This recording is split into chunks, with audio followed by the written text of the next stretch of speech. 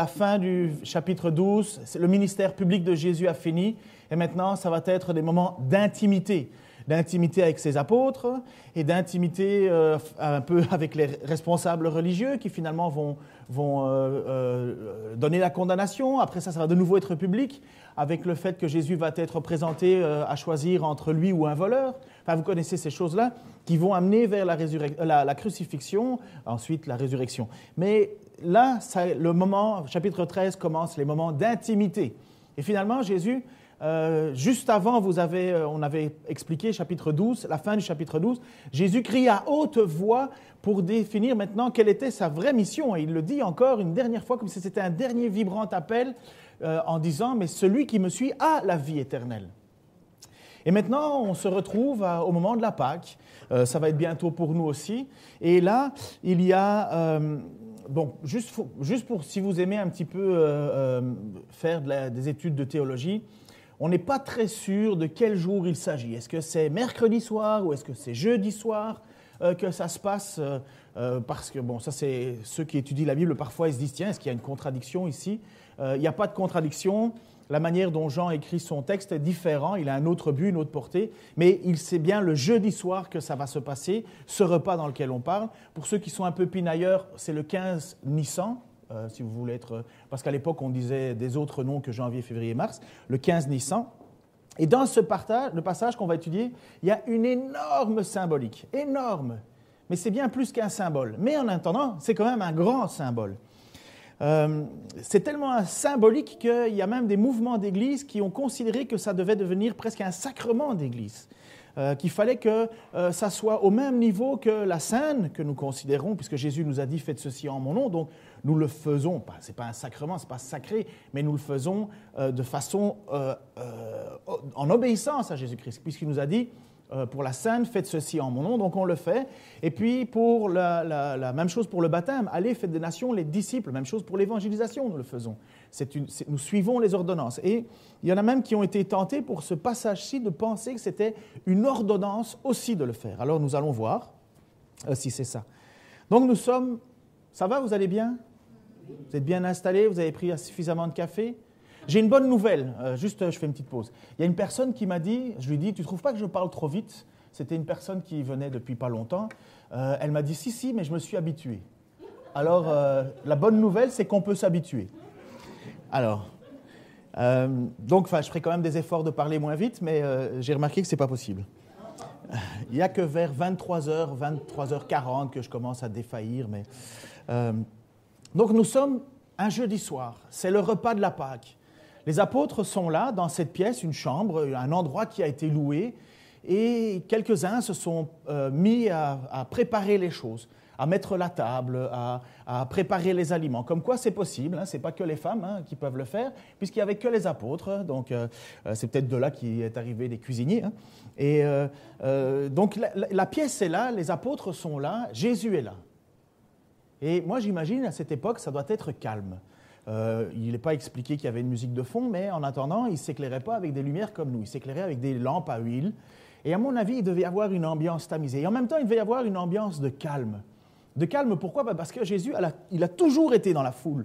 Ça a toujours été des moments de foule. Il prenait de temps en temps des moments de repos, mais c'était toujours entouré de monde. Et lorsque les apôtres, à mon avis, devaient se retrouver seuls avec Jésus, lorsqu'on fermait la porte, c'est un petit peu comme quand vous avez reçu plein d'invités à la maison, vous avez passé un excellent moment, mais vous êtes quand même content de dire vous retrouvez le calme. Vous avez peut-être déjà vécu ça. Peut-être chez vous, c'est trop calme. Vous ouvrez la porte pour que du monde rentre, c'est différent. Mais vous voyez ce moment-là où vous êtes content d'avoir fait toutes ces choses, passé tout ce moment-là, mais vous appréciez quand même la tranquillité. C'est la même chose pour les parents qui mettent leurs enfants au lit. Et Jésus est là et certainement les apôtres doivent apprécier ce moment privilégié. Parce que Jésus a quand même à chaque fois accompli des choses extraordinaires, des signes, des résurrections, des guérisons, parler avec autorité. Il y a même des moments où c'était hyper tendu vu qu'il secouait, il brossait la cage. Vous vous souvenez, je vous avais expliqué le mot québécois. Il brassait la cage des responsables religieux. Ils voulaient le lapider, Jésus. Donc les apôtres, ils ont vécu toutes sortes d'émotions. Et là, ils ont Jésus avec eux. Tout est prêt, tout est là pour passer à table. mais une chose importante n'a pas été accomplie. Et la base de l'hospitalité en Orient, à cette époque, n'a pas été faite. Il n'y a pas de servant. Il n'y a pas de servant, il n'y a pas d'esclave. Et cette action qui va être faite, l'image est là, ce lavement de pieds, normalement, c'est les esclaves de la maison qui le font. Parce que c'est quelque chose d'indigne. C'est laissé aux plus petits. Les Juifs ne le faisaient pas entre eux. Les Juifs laissaient ça aux esclaves. Et un esclave juif n'était pas amené à le faire. C'était des esclaves d'autres. Donc on considérait finalement que ce signe d'hospitalité devait être fait par quelqu'un de bas. Personne n'a lavé les pieds de personne. Pourtant, c'est un signe d'accueil, un signe important. D'ailleurs, Jésus, en Luc 7, 44, va faire à un certain moment un reproche à un certain Simon qui va l'inviter à manger chez lui, et parce qu'il veut discuter avec Jésus, connaître Jésus. Et dans ce passage, là, en Luc 7, 44, c'est ce fameux passage où Marie vient pour laver les pieds de Jésus avec ses cheveux, vous vous souvenez, et ses larmes. Et vous voyez que Jésus fait cette remarque finalement parce que Simon dit il connaissait dans sa tête, s'il connaissait cet homme, cette femme, il ne se laisserait pas toucher. Et Jésus lui dira, tu vois cette femme, eh bien quand je suis entré dans ta maison, tu ne m'as pas apporté d'eau pour me laver les pieds. Mais elle me les a arrosés avec ses larmes et les a essuyés avec ses cheveux. Vous voyez que Jésus finalement s'attend à cette marque d'hospitalité, du lavement des pieds. Et là on est dans la pièce et les apôtres n'ont pas pensé à ça. Mais il y a une chose pratique, c'est qu'ils ne sont pas dans la maison de quelqu'un. Ils ont loué un endroit. Il n'y a pas d'esclaves, il n'y a pas de servante dans la maison. Ils ont loué et ils n'ont pas pensé à ça. Et pire que ça, c'est que dans Luc, chapitre 22, verset 24, on nous dit qu'il y a eu une discussion à ce moment-là. Et la discussion des apôtres, c'était, les disciples eurent une vive discussion. Il s'agissait de savoir lequel d'entre eux devait être considéré comme le plus grand. Alors vous imaginez, on est là, 12 gars qui en ont vu des vertes et des pas mûres, de toutes les couleurs, qui sont passés par toutes les émotions, ils sont là avec Jésus, et ils se posent la question, c'est qui le plus grand? Tous les gars ont déjà joué à ça. Il y a plusieurs manières de jouer à ça entre gars. Ça peut être des bras de fer, ou des ci ou des là, ou je cours plus vite, ou ceci ou cela. Mais voilà, on est dans cette pièce. Et donc vous imaginez que les apôtres, ils sont à 1000 lieues de savoir lequel va laver les pieds de l'autre. Pour le moment, c'est lequel d'entre nous est le plus grand. Finalement, qui va s'asseoir à la gauche de Jésus? Qui va être... Donc vous voyez un petit peu la base, le contexte dans lequel vont se passer ces événements. Jésus est là, et d'un coup, alors que les disciples se posent ces questions existentielles, qui est le plus grand, Jésus se lève. Voici ce qu'il dit. Jésus savait que le Père lui avait tout remis entre ses mains, qu'il était venu d'auprès de Dieu et allait retourner auprès de lui. Lui, il n'avait pas besoin de se poser la question qui est le plus grand, il le sait. Il le sait. Il se leva de table pendant le dîner, posa son vêtement et prit une serviette de lin qu'il se noua autour de la taille. Ensuite, il versa de l'eau dans une bassine et commença à laver les pieds de ses disciples, puis à les essuyer avec la serviette qu'il s'était nouée autour de la taille. Waouh! Vous imaginez cette situation? Quelque chose n'a pas été fait, quelque chose que Jésus attend, et il n'y a personne dans les apôtres qui veut s'abaisser à accomplir ce geste. Et d'un coup, Jésus lui-même se lève et commence à laver les pieds des disciples. Moi, si j'étais à la place d'un des apôtres, je me sentirais honteux. Vous pensez pas?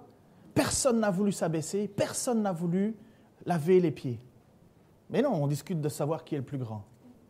Et puis d'un coup, le maître lui-même se lève, celui, comme il est dit en introduction, Jésus savait que le Père lui avait tout remis entre ses mains et qu'il était venu auprès de Dieu et qu'il allait retourner auprès de lui. Eh bien, lui se lève. Moi, je me sens un tout petit peu gêné. Ça peut être arrivé dans votre situation, dans votre vie. Là. Finalement, vous vous rendez compte que par votre inactivité, quelqu'un se lève, ouf, sentiment de culpabilité. Amen, très bonne culpabilité. Il y a quelque chose qui doit être fait, personne ne le fait. Parce que personne ne veut s'abaisser. Le problème, c'est que Jésus se lève. Le Fils de Dieu, le Créateur du monde, le Maître, le Messie, celui qui a la clé de la vie éternelle, lui se lève prend une bassine et commence à laver les pieds les uns des autres.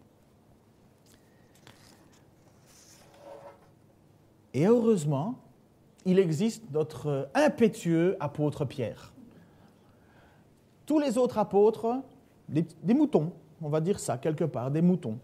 Ils suivent, ils disent rien et ils pensent qu'en ne disant rien, ça excuse plus facilement. Pierre, lui, il n'aime pas les statu quo.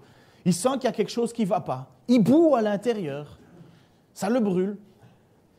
Mais oh, combien j'aimerais avoir une église remplie de pierres, des actifs. Il faut les gérer, c'est sûr. Ils font des erreurs, c'est sûr. Mais bon sens qu'ils sont bouillants. Et lui, quand c'est à son tour, Jésus va faire comme il a fait pour les autres. Les autres apparemment n'ont rien dit, ont été certainement gênés. Lui, il est gêné, mais ça bout à l'intérieur. Et voilà ce qu'il dit. Quand vint le tour de Simon-Pierre, celui-ci protesta. « Toi, Seigneur, tu veux me laver les pieds ?» Sous-entendu, mais c'est pas ça. Ça aurait dû être nous qui le fassions. Jésus lui répondit, « Ce que je fais, tu ne le comprends pas pour l'instant, tu ne le comprendras plus tard. » Mais Pierre lui répliqua, « Non, tu ne me laveras pas les pieds, sûrement pas. » Et Jésus lui répondit, « Si je ne te lave pas les pieds, il n'y a plus rien de commun entre toi et moi. » Boum. Alors il continue. Dans ce cas, lui dit Simon-Pierre, ne me lave pas seulement les pieds, mais lave-moi aussi les mains et la tête, finalement tout le corps. Et Jésus lui dit, celui qui s'est baigné est entièrement pur. Il lui suffit de se laver les pieds. Or, vous êtes purs, mais pas tous. En effet, Jésus savait et connaissait celui qui allait le trahir. Voilà pourquoi il avait ajouté, vous n'êtes pas tous purs. Il y a énormément de choses dans ce texte. Et on comprend qu'il y a des symboles. Il y a des symboles, si tu peux venir juste l'image avant, s'il te plaît. Parce que Jésus lui dit clairement, Jésus lui répondit, ce que je fais, tu ne le comprends pas pour l'instant, mais tu comprendras plus tard. Il y a plusieurs portées à ce geste. Il y a une chose classique, la base, un signe d'hospitalité n'a pas été accompli. Il fallait que quelqu'un s'abaisse, Jésus l'a fait. Une humilité, une humiliation même. Et il y a encore d'autres choses dans ce texte, puisque Jésus dit lui-même, tu ne le comprends pas maintenant, tu vas le comprendre plus tard. Alors qu'est-ce qu'il y a à comprendre? Qu'est-ce qui nous est réservé à nous en tant que chrétiens? Donc le premier passage, la première chose, c'est évident, s'abaisser, s'humilier. Jésus s'abaisse pour servir. Est-ce qu'on a le droit d'imaginer alors que nous-mêmes, nous sommes amenés à nous abaisser nous aussi? Est-ce qu'on a le droit de se sentir supérieur si le chef de l'univers s'abaisse pour laver les pieds de personnes qui, eux, ne pensent qu'à leur place, à leur petit honneur? C'est qui le plus grand? C'est toi, c'est moi, c'est toi. Non. Dans Philippiens, l'apôtre Paul va dire cela pour l'Église. « Rendez ma joie complète, tendez à vivre en accord les uns avec les autres, et pour cela, ayez le même amour, une même pensée, et tendez vers un même but. Ne faites donc rien par esprit de rivalité ou par vain désir de mettre en avant. Au contraire, par humilité, considérez les autres comme plus importants que vous-même, et que chacun regarde non ses propres qualités, mais celles des autres. Tendez à vivre ainsi entre vous, car c'est ce qui convient quand on est uni à Jésus-Christ. » C'est ce qui convient quand on est uni à Jésus-Christ. Et ça s'est passé là. Quand Jésus a prouvé, a montré finalement que le plus grand, c'était celui qui s'abaissait, que le fait de vouloir s'humilier est finalement la manière authentique de vivre dans la vie chrétienne, c'est bon. Mais ce n'est pas facile, le renoncement en soi. Tout le monde a son petit orgueil, sa petite fierté. Personne n'en est exempt, son amour-propre. Mais quand ça arrive, ça nous dépasse. Et finalement, vous savez quoi? On se sent coupable de ne pas le faire. Parce qu'en fait, c'est une lutte contre notre orgueil. Et comme les apôtres, à mon avis, quand Jésus s'est levé, ils ont dû avoir ce coup. C'est la même chose quelque part. Et ça devrait, je crois, être quelque chose quand dans l'Église, finalement, on regarde quelqu'un qui fait tout et les autres ne font rien. On devrait se sentir un peu coupable en se disant, il faudrait peut-être que je fasse quelque chose. Il faudrait peut-être que moi aussi, je donne un coup de main. Parfois, on ne peut pas. On peut toujours faire quelque chose à notre niveau. Parfois, on n'a pas la capacité physique pour certaines choses, mais il y a toujours moyen de faire quelque chose. Parce que finalement, considérer les autres comme plus importants que nous, c'est ça que demande l'Église. C'est ça que demande Jésus. Un jour, j'ai eu une rencontre avec quelqu'un qui voulait absolument faire partie des responsables dans l'Église. Il voulait faire partie, donc on était dans une implantation, et il voulait être un des responsables. Parce que c'est un gars qui aime bien le management, il aime bien avoir des idées, faire des choses et compagnie. Et c'est vrai qu'il aurait pu être très utile parce qu'il était très bon, il avait de très bonnes idées, c'est vrai.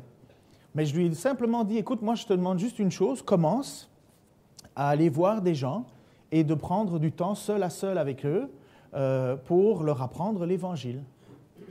En fait, ça s'appelait le filet. Le principe, c'était le filet. Quand quelqu'un rentrait dans l'Église, on prenait du temps avec lui, on lui proposait si on pouvait prendre un café avec, et s'ils étaient d'accord, alors on leur proposait de rentrer dans une démarche de faire la découverte de Christ. Donc, un à un, quelqu'un avait un petit livre et on passait à travers.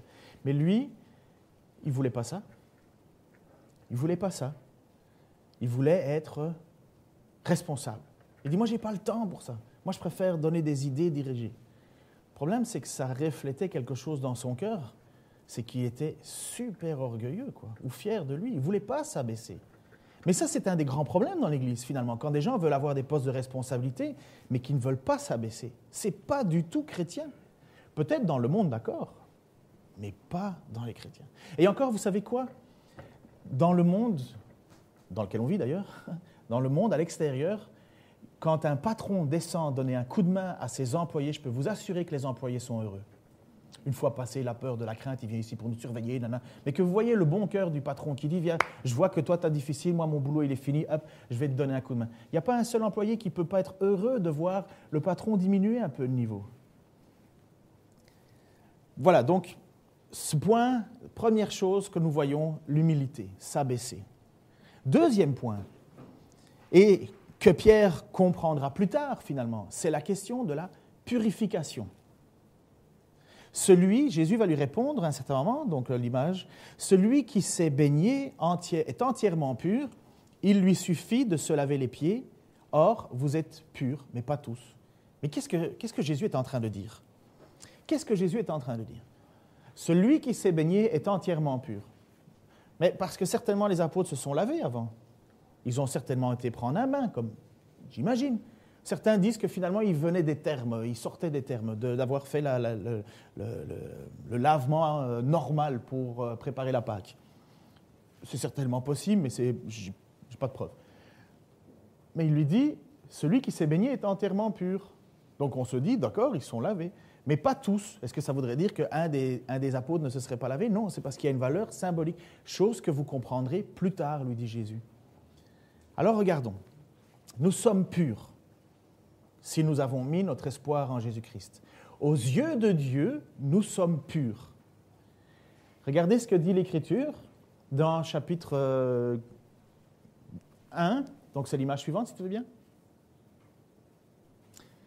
1 Corinthiens, chapitre 1, verset 2. « Salue l'Église de Dieu établie à Corinthe, ceux qui ont été purifiés de leurs péchés dans l'union avec Jésus-Christ et qui sont appelés à appartenir à Dieu, ainsi que tous ceux qui, en quelque lieu que ce soit, font appel à notre Seigneur Jésus-Christ, leur Seigneur aussi bien que le nôtre. » En quelque lieu, c'est nous. Nous, on fait partie de ceux-là. On est purifiés de leurs péchés dans l'union avec Jésus-Christ, ce qu'étaient les apôtres. Jean va dire au chapitre 15, verset 4, je crois, il dit « Vous êtes purifiés par ma parole. Ma parole vous purifie. » Parce que les apôtres ont cru à cette parole, sauf un. Mais les autres ont cru. N'oubliez pas la grande phrase de l'apôtre Pierre qui va dire à un certain moment « Mais Seigneur, à qui irions-nous? Tu as les paroles de la vie éternelle et nous avons cru et nous avons vu que tu es le Fils de Dieu. » Ou bien dans 1 Corinthiens, chapitre 6, verset 11, « Voilà bien ce que vous étiez. » Donc il parlait de vous étiez pécheurs, vous étiez adultères, vous étiez voleurs, vous étiez cupides, vous étiez homosexuels, vous étiez délabrés, vous étiez adultères et ainsi de suite. Et il dit « C'est ça ce que vous étiez autrefois. Autrefois vous étiez. Voilà bien ce que vous étiez. Certains d'entre vous, pas tous, mais vous avez été lavés, vous avez été purifiés du péché, vous avez été déclarés justes au nom du Seigneur Jésus-Christ et par l'Esprit de notre Dieu. » Même chose encore, ils sont purs, purifiés aux yeux de Dieu. Même chose dans 2 Thessaloniciens, mais nous devons sans cesse remercier Dieu à votre sujet, frères, vous que le Seigneur aime. En effet, Dieu vous a choisis pour que vous soyez les premiers à être sauvés par l'action de l'Esprit qui vous a purifiés et par le moyen de votre foi en la vérité. Le point commun avec les apôtres, ils ont foi en Jésus. Ils ont foi. L'apôtre Jésus a dit, tu comprendras plus tard. Jésus n'est pas encore mort ni ressuscité, mais il y a comme une avance qui est faite. Vous êtes purs parce que vous avez foi en moi, vous êtes purs, mais pas tous. Ok, d'accord, je le prends.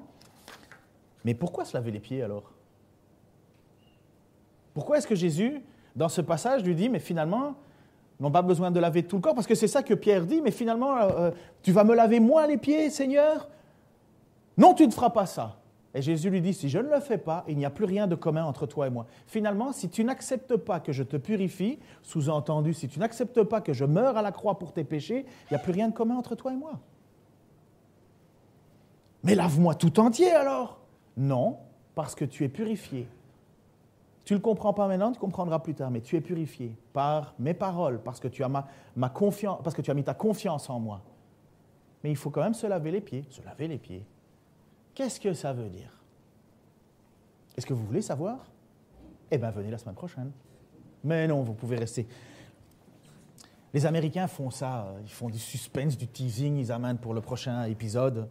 Ou bien on met des publicités au milieu pour que vous reveniez après, que vous soyez obligés de regarder les publicités.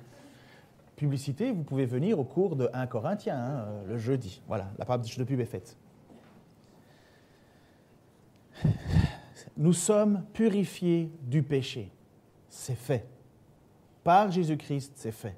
Aux yeux de Dieu, c'est fait. Non pas parce qu'on est super extraordinaire, parce que Christ est le Seigneur qui a offert sa vie pour nous. Le problème, c'est que nous sommes encore sur terre. Nous marchons tous les jours. Qui a déjà été dans un bain thermal ici? Ne levez pas trop haut la main afin qu'on ne puisse pas vous voir. Voilà. Donc, vous avez déjà été dans un bain thermal et vous vous sentez, à ce que je crois, parce que je ne l'ai pas encore fait, enfin oui, j'ai été, mais bon, ce n'était pas vraiment un bain thermal, mais vous vous sentez, moi j'étais au Canada en plein hiver, dans des bains d'eau chaude, avec de la neige partout, il faisait moins 15 dehors, j'avais encore des cheveux, et tu sors ta tête, tes cheveux gèlent d'un coup, tchou. Mais on m'a dit que ça faisait du bien. Alors, vous sortez du bain thermal, mais vous sortez pieds nus. Et vous rentrez chez vous à la maison pieds nus. Alors, c'est vrai que vous vous sentez super bien, mais bon sens que vos pieds sont sales. Et ça, c'est l'image, première image que Jésus donne. Vous êtes purifiés, c'est vrai. Vous avez été lavés, mais on marche, on continue à se salir les pieds. C'est d'ailleurs la raison pour laquelle on se lavait les pieds avant les repas et compagnie, parce qu'on était sales, c'était une marque d'hospitalité. Aujourd'hui, il n'y a plus personne d'entre nous qui marche pieds nus, hein. À la limite, on pourrait cirer les chaussures de quelqu'un ou laver sa voiture, qui aurait peut-être le même effet, mais on ne marche plus pieds nus.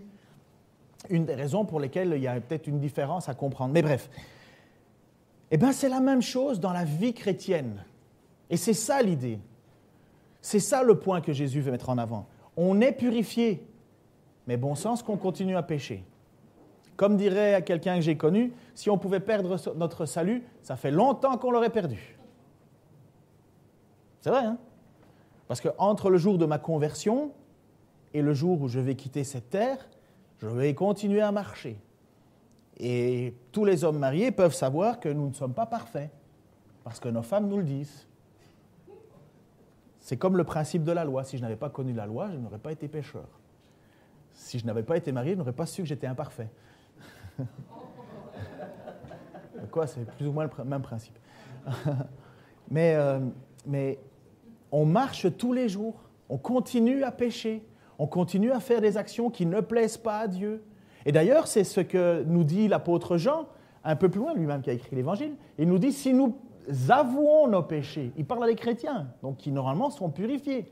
Si nous avouons nos péchés, il est fidèle et juste par conséquent, il nous pardonnera nos péchés, il nous purifiera de tout le mal que nous avons commis. Nous sommes purifié une fois pour toutes pour tous ceux qui placent leur espoir en Jésus-Christ. Il n'y a pas d'autre nom, comme tu l'as dit, ni sur la terre, ni dans le ciel, qui a été donné par le moyen que nous puissions être purifiés. Mais dans ma vie de tous les jours, je suis obligé de demander pardon à Dieu bien souvent, et aussi à ceux que j'ai blessés, parce qu'en marchant, je continue à commettre des fautes. Pas des fautes qui vont m'empêcher d'avoir le salut, mais des fautes qui font des dégâts quand même et que Dieu me demande que je purifie. Voilà un autre symbole du lavement des pieds.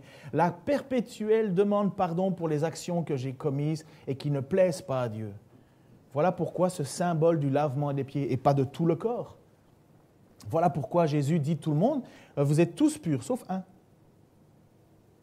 Parce que Judas n'avait pas mis sa confiance en Jésus-Christ. Mais pourtant, Jésus lui a lavé les pieds quand même. C'est ce qui nous amène finalement à notre troisième point. Après leur avoir lavé les pieds, chapitre 13, versets 12 à 16, il remit son vêtement et se rassit à table. Alors il leur dit, avez-vous compris ce que je viens de vous faire ? Vous m'appelez maître et seigneur, et vous avez raison car je le suis. Si donc moi, le Seigneur et le Maître, je vous ai lavé les pieds, vous devez vous aussi vous laver les pieds les uns des autres. Je viens de vous donner un exemple pour qu'à votre tour, vous agissiez comme j'ai agi envers vous. Vraiment, je vous l'assure, un serviteur n'est jamais supérieur à son maître, ni un messager plus grand que celui qui l'envoie. Agir comme Jésus. Faire comme lui, c'est-à-dire qu'il faudrait faire dans l'Église le lavement des pieds comme on pratique la scène ou le baptême. Cet ordre de Jésus n'a été compris qu'au IVe siècle. Après Jésus-Christ. Tout ça, avant, on n'entend pas parler du lavement des pieds dans l'Église. On entend parler au IVe siècle et encore d'un rite, mais ce n'est pas très, très clair. Dans l'Église ancienne, le lavement des pieds apparaît sporadiquement. En Gaule, c'est nous, et à Milan. Et on faisait ça avant ou après le baptême. Mais Augustin, qui finalement était un des responsables théologiques de cette époque, dit que c'était juste hygiénique. Comme le bain était interdit pendant les périodes de carême, le néophyte qui devait se laver les pieds avant de descendre dans le baptistère se faisait laver les pieds. D'autres attribuent à ce rite un événement sacramentel, que c'est un sacrement qu'il faut absolument faire. Et quelques-uns disaient que finalement les baptêmes remettaient le péché personnel de notre vie et finalement le lavement des pieds, c'était les péchés héréditaires, ceux de mes parents. Bon, vous voyez, on a été dans plusieurs directions à cause de ça. Les Grecs tentèrent à un certain moment d'imposer le rite à toute la chrétienté. L'Église orthodoxe a voulu imposer cela à toute l'Église en disant que c'était un sacrement, comme la scène ou le baptême. En 694, ou 94 pour ceux qui parlent français, en 694, le rite du lavement des pieds a été, au Conseil de Tolède, officiellement reconnu. Mais ce n'est pas dans l'Église qui le faisait, c'est seulement que dans l'Église romaine, le pape, le jeudi saint, lave les pieds, et par des évêques, lave les pieds dans leur cathédrale, mais pas de tout le monde, de certaines personnes. En Angleterre, les réformateurs ont combattu cette idée. Les réformateurs ont combattu cela parce qu'ils y voyaient de nouveau un rite qui était extérieur au cœur, et que finalement c'était quelque chose qui était devenu rituel et dont le sens profond n'était plus là. Il fut pratiqué pendant quelque temps aussi par les Moraves, les Ménonites, les Adventistes, et je crois que les Adventistes le font encore. Et quelques églises issues de la réforme luthérienne en Allemagne le font aussi. Nous ne voyons pas un rituel, un sacrement, quelque chose d'obligatoire à faire. Nous ne voyons pas cela. Mais en même temps, ce n'est pas inadéquat de le vivre, je crois. Il y a quand même quelque chose là derrière. On peut pas. Je discutais avec Franck, le pasteur de Quetigny, à vélo. On discutait, comme je vous ai dit, on discute plus facilement sur le plat que dans les montées. Mais en fait, si, on discute dans les montées, mais le but dans la montée à vélo, c'est que tu lui poses la question et tu le laisses te répondre. Puis toi, tu pédales, tu souffres et lui, il répond et il meurt. Et puis tu le dépasses. Enfin, si tu m'entends, Franck, merci. Il y a quand même quelque chose de plus fort qu'un simple rite qui était à l'époque. Je vais vous expliquer. Quand j'étais plus petit, ma grand-mère et moi et ma sœur, mes parents nous laissaient dans une caravane. Vous savez ce que c'est une caravane? C'est le bon mot? Parce que c'est peut-être du belge. Hein? Une caravane résidentielle avec des chambres et tout. Enfin bref, c'était super. Et ma sœur et moi, on était tout le temps en train de se disputer. Ça arrive, hein? C'est ça l'amour. Entre frères et sœurs, apparemment. Enfin, non, il y a meilleur. Mais, et quand on se disputait, ma grand-mère, elle avait une phrase magique. Donnez-vous un bisou. Prenez-vous dans les bras, faites-vous un bisou. Mais moi, j'avais vraiment pas envie de donner de bisou à ma sœur. Et ma sœur, la méchante, elle ne voulait pas me donner de bisou. Mais ma grand-mère était convaincue que si on se donnait un bisou, c'était réglé. Et voilà, faites la paix. Ou bien à l'école, c'est donnez-vous la main. Tu vas la voir, ma main. Vous n'avez peut-être pas connu ça, hein? Vous avez peut-être vécu bien avant moi la vie chrétienne, avant votre conversion, moi pas. Mais voilà, et voilà un des problèmes de ce que pourrait être le lavement des pieds hypocrite. Finalement, tu n'as pas envie du tout de t'abaisser. Tu n'as pas envie du tout de pardonner. Tu n'as pas envie du tout. Mais tu as fait le rite, donc c'est réglé. Comme si ce rite allait changer quelque chose. C'est comme la Sainte Seine. Quelqu'un qui prend la Sainte Seine, mais qui n'en a rien à faire du Seigneur, comme si ça allait faire quelque chose.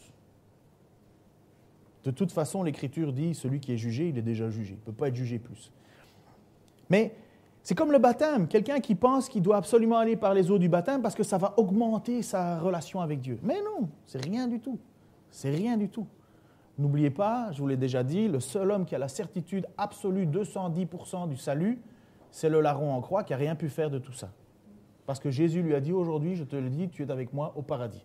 Ce n'est pas les actes qui sauvent, mais parce que nous sommes sauvés, parce que nous voulons obéir à Dieu, parce que nous sommes purifiés, il y a des actes que nous devons accomplir, des choses que nous devons accomplir. Alors mettez-vous dans une autre situation. Donc moi, je vous ai donné le point négatif du lavement des pieds, finalement, de dire que ce n'est pas un rituel. Mettez-vous de l'autre côté. Vous avez commis une faute. Vous avez commis une faute contre quelqu'un. Mais vous avez vraiment mauvaise conscience. Et plus que ça, vous allez voir et vous lui demandez vraiment pardon. Parce qu'au fond de vous, vous êtes vraiment mal. Vous savez que vous avez commis quelque chose. Et vous ne pouvez pas faire de signe plus important de prouver votre désir de pardon que de laver les pieds. En disant, je suis prêt à te laver les pieds pour que tu puisses ressentir du fond de moi ma vraie contrition, ou bien ma vraie humilité. Il y a un sens là derrière. Il y a un sens. Ce n'est pas anodin. N'oubliez pas, Jésus a lavé les pieds de Judas. Tous ne sont pas purs. C'est que Judas était là. Et il a lavé les pieds dont celui qui savait qu'il allait le trahir. Mais finalement, si on comprend que le lavement des pieds, c'est la purification, la demande de pardon. Si l'on reconnaît que le lavement des pieds, c'est l'humilité. Et si l'on reconnaît aussi que le lavement des pieds, c'est une façon pour nous de servir les autres, de considérer les autres comme plus importants. Alors on se rend compte que finalement, quand Jésus a lavé les pieds de Judas, quelque part, il lui donnait une dernière occasion. Regarde Judas, je suis prêt à te laver les pieds.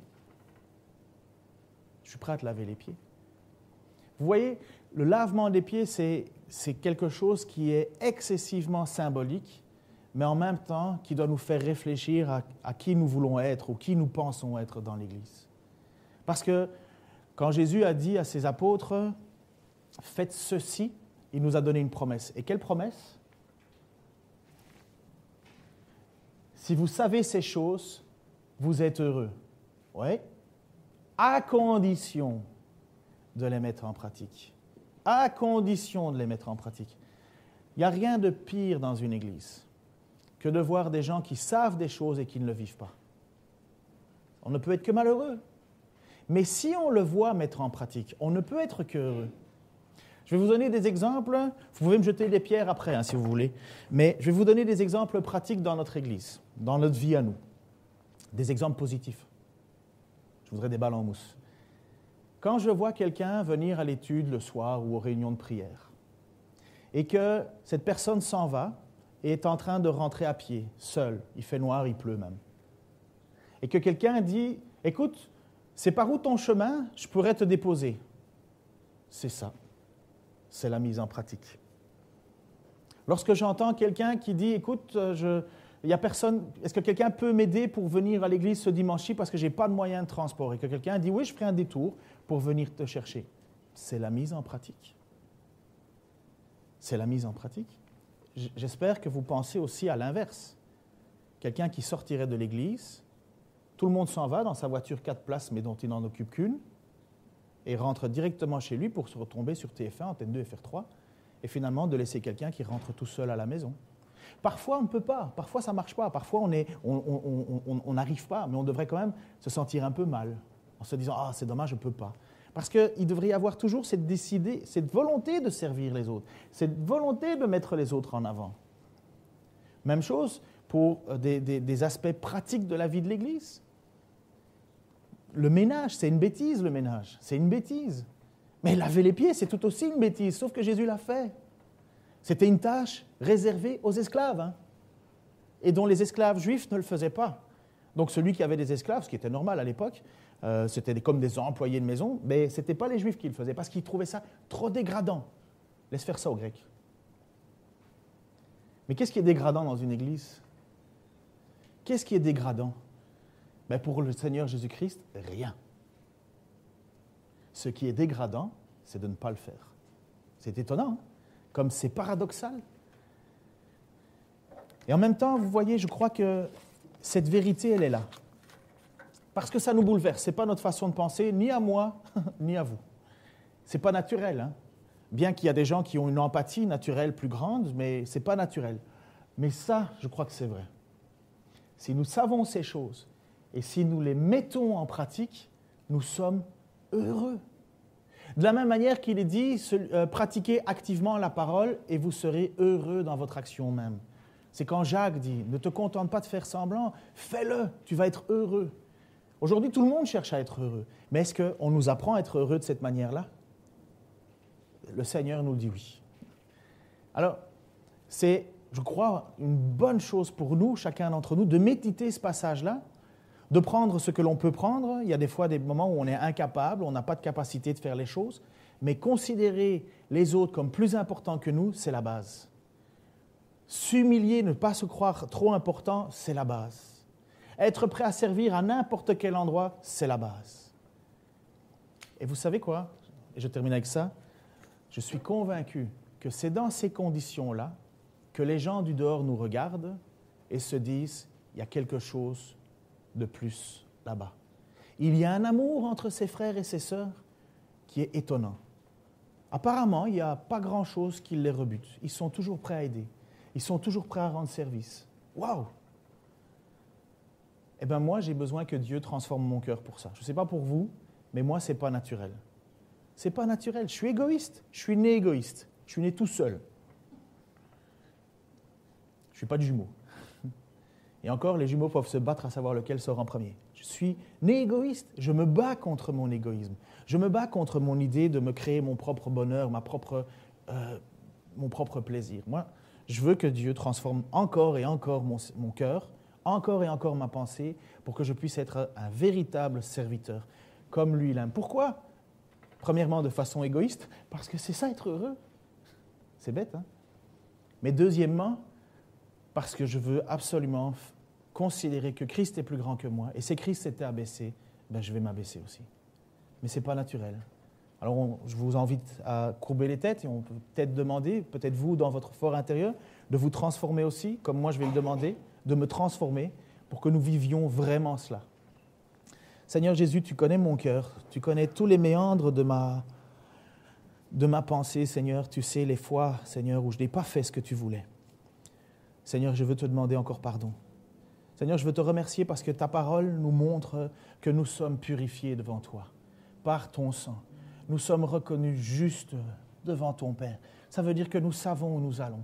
Nous savons que la vie éternelle nous est réservée, Seigneur. Cet endroit magnifique, Seigneur. Et maintenant, nous sommes encore ici sur cette terre, Seigneur. Et oui, je pêche encore bien souvent, Seigneur. Bien souvent, j'ai des manquements Et je dois encore te demander de me laver les pieds. Je dois encore te demander pardon et pardon et pardon. Seigneur, apprends-moi aussi à laver les pieds de ceux qui m'ont fait du mal. Seigneur, tu connais mon histoire et tu sais combien de blessures j'ai, Seigneur. Mais Père, abaisse mon esprit à pouvoir leur laver les pieds aussi, à vivre le vrai pardon qui libère.